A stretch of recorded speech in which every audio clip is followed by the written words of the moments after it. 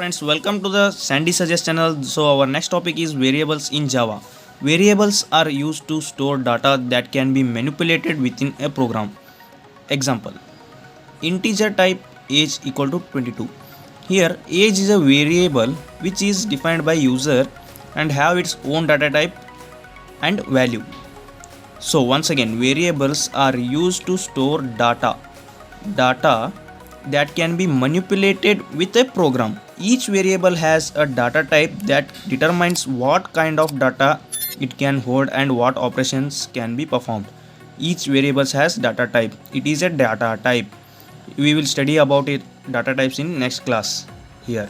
Declaration and initialization. Variables must be declared before it can be used. Declaration involves specifying the variable type and name.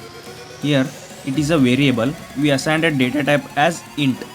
Initialization means assigning a value to a variable.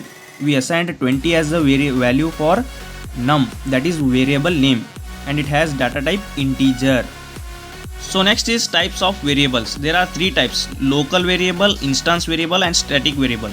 Local variable means if it has some space like this, these are the blocks, we assigning the variable within this block and this variable related only to this block.